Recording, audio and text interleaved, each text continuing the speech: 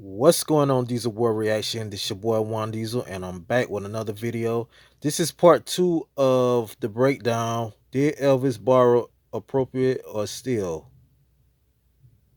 So let's get started, folks. Subscribe to the channel, by the way. Okay. Black musicians, or did he outright steal? I've got a little secret for you. All great artists skillfully borrow from other artists. They That's borrow true. mannerisms, they borrow moves. Some of them have borrowed another person's style altogether.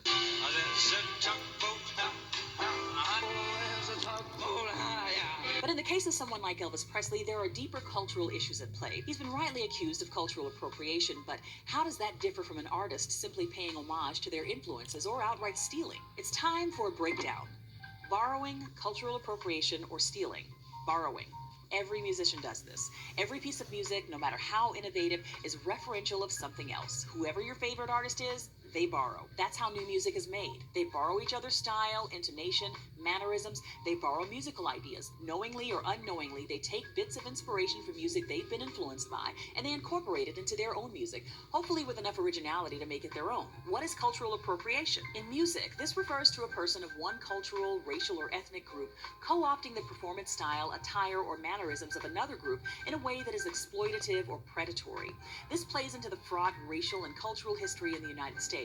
When Elvis, a white guy, achieves fame for copying the performance style of black artists who are financially struggling, playing the Chitlin circuit, suffering horrible discrimination, there's bound to be a lot of resentment in the black community.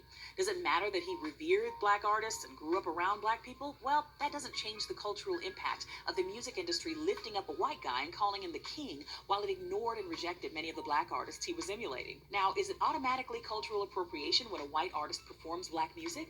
No, not necessarily. I hope to talk more about that in a later video. Now, stealing.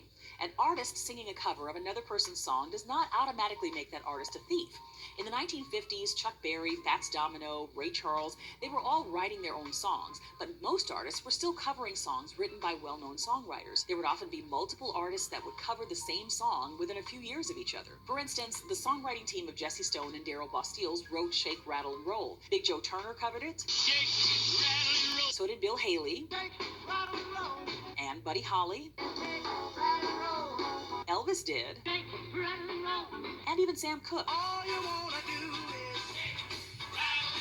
Hound Dog, which is based on the blues, was written by the Jewish songwriting team of Lieber and Stoller for Big Mama Thornton. She had a huge R&B hit with it in 1952, but Elvis had the idea to cover it after hearing Freddie Bell and the Bell Boys sing it. His version is actually much closer to theirs than it is to Big Mama Thornton's. The only people that get paid when someone covers a song are the writers and publishers. Though they were credited and paid, a lot of the writers who wrote for Elvis and others were not paid as much as they should have been.